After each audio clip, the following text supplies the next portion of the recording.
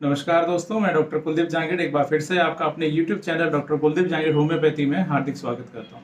दोस्तों, मैं जोधपुर में होम्योपैथी कंसल्टेंट हूं। आप चाहें तो मुझसे कॉन्टैक्ट कर सकते हैं। मैंने अपना पता, अपना डिटेल डिस्क्रिप्शन में दे रखा है। दोस्तों, आज हम बात करेंगे एक ब्लड डिसऑर्डर के बारे में, जो कि बहुत ही टफ, बहुत ही कठिन एक डिजीज है, जिसका नाम है थैलेसीमिया। दोस्तों, थैलेसीमिया के बारे में आज हम बात करेंगे। आखिर थैलेसीमिया क्या होता है, क्या इसके कारण है, क्या इसके साइन और सिम्टम होते हैं, इसका होम्योपैथी में क्या बेस्ट ट्रीटमेंट अवेलेबल है, इन सब बातों के बारे में हम लोग आज चर्चा करेंगे। दोस्तों, जो थैलेसीमिया डिजीज होती है, ये एक आनुवंशिक रोग है जो कि माता पिता से अपनी अगली पीढ़ी में, संतान में ये डिजीज जो होती है वो जाती है। और दोस्तों, इस डिजीज को हम यहाँ पे जो भी होम्योपैथी मेडिसिन या होम्योपैथी के बारे में आपकी चर्चा करेंगे, उस होम्योपैथी मेडिसिन द्वारा इस डिजीज को जड़ से तो नहीं मिटाया जा सकता है, लेकिन क्योंकि ये एक आनुवंशिक डिजीज है, और लेकिन इसमें पेशेंट की सफरिंग को कम किया जा सकता है। हमारी कोशिश ये रहती है कि होम्योपैथी दवाओं द्वारा पेशेंट्स को कुछ आराम मिले, थोड़ा सा उसकी सफरिंग पेशेंट जो होती है वो कम हो, थोड़ा पेशेंट कंफर्टेबल रहे, यह एक हमारी कोशिश होती है। दोस्तों, जो थैलेसीमिया होता है, थैलेसीमिया के अंदर क्या होता है कि जैसे मैंने बताया, ये ब्लड डिसऑर्डर होता है। उसके अंदर जो आरबीसी होती है, यानी रेड ब्लड सेल्स होती है, उसके अंदर जो हीमोग्लोबिन पाया जाता है, उस हीमोग्लोबिन के अंदर एक डिफेक्ट हो जाता है। आप ऐसा समझ सकते हैं। होता क्या है कि आपका जो हीमोग्लोबिन होता है, हीमोग्लोबिन के अंदर दो तरह की चेन्स होती है। एक अल्फा ग्लोबिन प्रोटीन चेन होती है, और जो दूसरा जो प्रोटीन चेन होती है वो होती है बीटा ग्लोबिन चेन।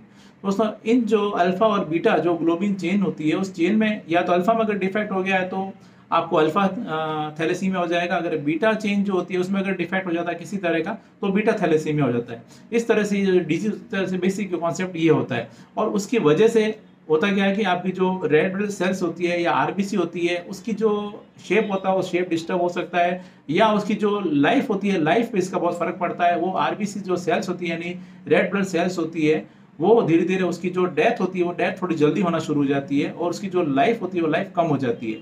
आरबीसी डेस्ट्रक्शन बढ़ जाता है। आरबीसी का जब ये नुकसान आपकी बॉडी में बढ़ता है, तो उसकी वजह से आपको खून की कमी हो जाती है, जिसको कि बोलते हैं एनीमिया हो जाता है। आपको हीमोग्लोबिन की कमी हो जाती है, और आपको इरिटेशन रहता है, आपको चिड़चिड़ापन रहेगा, आपको हमेशा थकान बनी रहेगी।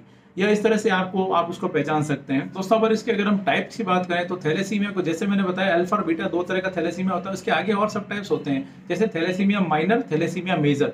थैलेसीमिया माइनर जो होता है वह, उसमें आपके जो माता या पिता दोनों में से कोई एक कैरियर होगा, तो आगे जो संतान होती है उसमें थैलेसीमिया माइनर होने के चांसेस होते हैं। और अगर माता और पिता दोनों कैरियर है इसमें, यानी दोनों को थैलेसीमिया है, तो उस कंडीशन में जो बच्चे होते हैं उन बच्चों को थैलेसीमिया मेजर होगा, जिसके कि घातक सिम्टम देखने को मिलते हैं, और उसमें सीवियरिटी सिम्टम ज्यादा होंगे। क्योंकि इसके जो सिम्टम होते हैं, सिम्टम जो होते हैं वो सिम्टम, बच्चे में जो भी सिम्टम आएंगे वो उनके टाइप्स के ऊपर डिपेंड करेंगे, टाइप्स के ऊपर ही उनकी सीवियरिटी ऑफ सिम्टम होंगे।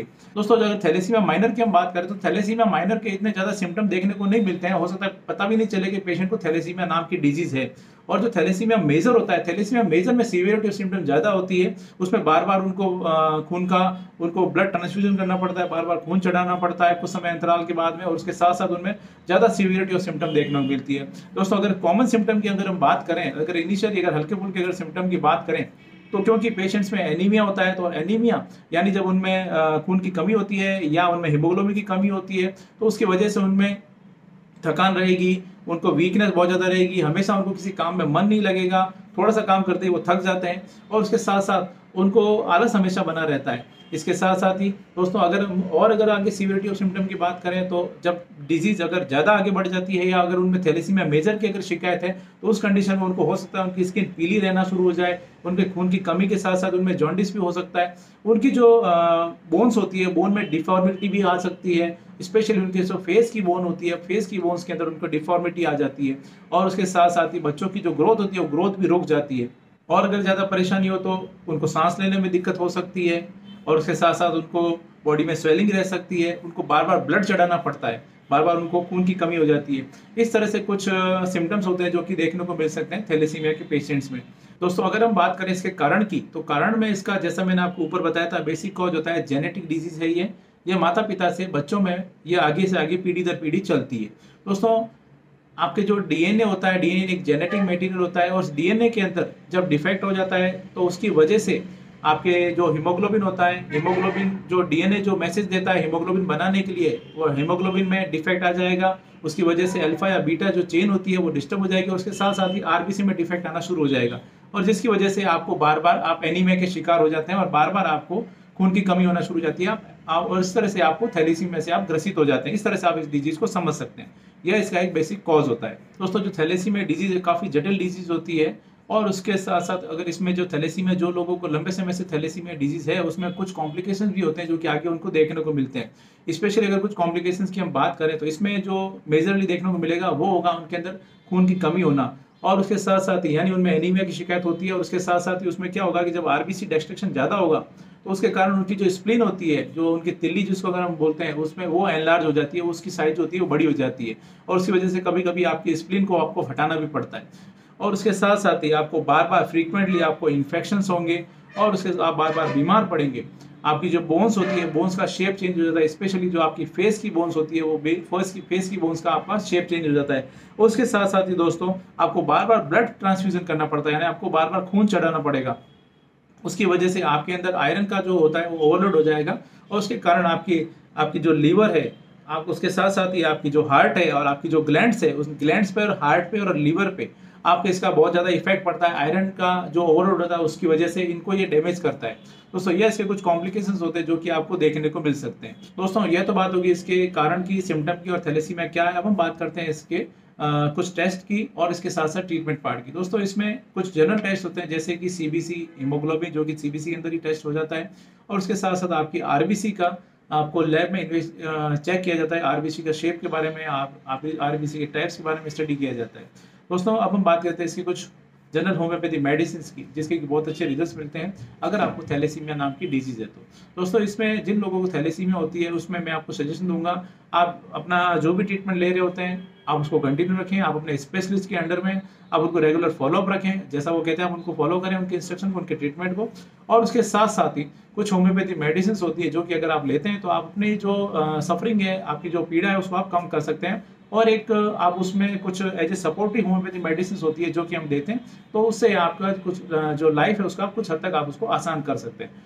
दोस्तों इसमें कुछ होम्योपैथी मेडिसिन होती है जो कि हम काम में लेते हैं। उसके साथ साथ ही आपको कुछ बातों का ध्यान रखना होता है कि आप एक तो नॉन वेज या फिश वगैरह होते हैं वो बहुत ही लिमिट में लें, अपने जो डॉक्टर हैं उनके गाइडेंस में रहते हुए आप उनको लें, कितना लेना है, कैसे लेना है। और उसके साथ साथ आयरन ओवरलोड से बचें, और उसके साथ ही आपको ग्रीन लीफी वेजिटेबल्स लें, जो फोलिक एसिड रिच होती है, अगर वो लेते हैं तो आपको इसमें काफ़ी हेल्प मिलती है। और हल्का फुल्का आप व्यायाम करें, स्ट्रेस कम लें। दोस्तों ये कुछ बातों का ध्यान रखना होता है। उसके साथ साथ कुछ होम्योपैथी मेडिसिन होती है जिनके बहुत अच्छे रिजल्ट देखे गए हैं थैलेसीमिया में, जिसके बारे में हम यहाँ पे चर्चा करेंगे, जो कि आपको काफ़ी हेल्प करेगी आपको इस डिजीज़ को मैनेज करने में। दोस्तों कुछ होम्योपैथी मेडिसिन होती है जो यहाँ पे हम चर्चा करेंगे। दोस्तों इसमें जो सबसे पहली और जो सबसे मुख्य मेडिसिन है जिससे कि आपको ट्रीटमेंट स्टार्ट करना होता है वो है इसमें लैकेसिस 200। लैकेसिस 200 ब्लड में आपको इस तरह का कोई भी आपको अगर उसमें प्रॉब्लम दिखता है, ब्लड से रिलेटेड कोई भी अगर इश्यू है, तो वहाँ पर लैकेसिस 200 बहुत अच्छा काम करती है। और इसको लेने का तरीका होता है 3 बूंद डायरेक्ट जीप पर वीक में केवल एक बार। आपको संडे को मान लीजिए आप लेते हैं, संडे मॉर्निंग में लिया, नेक्स्ट आपको संडे मॉर्निंग में आपको इसको रिपीट करना होता है। नेक्स्ट जो मेडिसिन है दोस्तों वो है इसमें कैलकेरिया आर्स 30। कैलकेरिया आर्स 30 को भी इसमें आपको दिन में 3 बार लेना होता है, सुबह, दोपहर और शाम, 3-3 बूंद डायरेक्ट जीप पर। दोस्तों आपको अगर हीमोग्लोबिन की कमी है, आपको आरबीसी में आपको बार बार आपको उसमें उसकी कमी देखने को मिलती है, तो ऐसी कंडीशन में कैलकेरिया आर्स बहुत अच्छा काम करती है। और उसके साथ साथ एक और जो मेडिसिन है दोस्तों जो कि आपके आरबीसी डिस्ट्रक्शन को आपको कम करती है, आपका जो आरबीसी का बार बार जो लॉस होता है उसको कम करती है, और वो मेडिसिन है दोस्तों फॉस्फोरस 30। दोस्तों फॉस्फोरस का भी ब्लड से जुड़े डिसऑर्डर्स में बहुत अच्छा एक रोल होता है। फॉस्फोरस 30 लेने का तरीका होता है 3-3 बूंद डायरेक्ट जीप पर दिन में 3 बार, सुबह, दोपहर और शाम। इसी तरह से दोस्तों इस तरह की जो डिजीज होती है उसमें एक और जो मेडिसिन है जो कि बहुत अच्छे रिजल्ट्स देती है, उस मेडिसिन का नाम है TNT 30। TNT 30 भी इस तरह के जो ब्लड डिसऑर्डर होता है उसमें बहुत अच्छा काम में ली जाती है, और उसके बहुत अच्छे रिजल्ट्स भी देखे गए हैं। दोस्तों TNT 30 को लेने का तरीका होता है 3-3 बूंद सुबह और शाम, दिन में 2 बार। लास्ट में मेडिसिन है दोस्तों, अगर आपको एनीमिया की शिकायत है, आपको खून की कमी से ग्रसित है, तो इसमें एक मेडिसिन है जिसका नाम है फेरामेट 30। फेरामेट 30 भी इसमें बहुत अच्छा काम करती है। फेरामेट 30 को लेने का तरीका होता है 3-3 बूंद डायरेक्ट जी पर दिन में 3 बार। दोस्तों ये ऐसी कुछ मुख्य होम्योपैथी मेडिसिन होती है जो कि आपके सिम्टम के आधार पर आपको देते हैं तो बहुत अच्छे रिजल्ट्स मिलते हैं। लेकिन मैं आपको एक सजेशन दूंगा, कोई भी होम्योपैथी मेडिसिन यहाँ पे जो हम लोग डिस्कस करते हैं, आप सेल्फ मेडिकेशन ना करें, हमेशा अपने होम्योपैथी चिकित्सक की सलाह अनुसार लें तो बेहतर रहेगा। दोस्तों ये जो वीडियो बनाया जाता है ये आपकी नॉलेज पर्पज़ के लिए है, सेल्फ मेडिकेशन के लिए नहीं है, क्योंकि थैलेसीमिया डिजीज जो है वो एक काफ़ी जटिल बीमारी होती है, इसलिए आप अपने कोई भी मेडिसिन लेते हैं हमेशा चिकित्सक की सलाह अनुसार लें। दोस्तों मैं उम्मीद करता हूँ आज मैंने आपके साथ में जो जानकारी शेयर की है आपको ये पसंद आई और आपके लिए फायदेमंद साबित होगी। दोस्तों इसी तरह मेरे साथ जुड़े रहें, इस चैनल को सब्सक्राइब करें और बेल आइकन जरूर दबाएं ताकि मैं जैसे ही कोई नेक्स्ट वीडियो अपलोड करूँ आपके पास उसका नोटिफिकेशन आ सके। Thank you.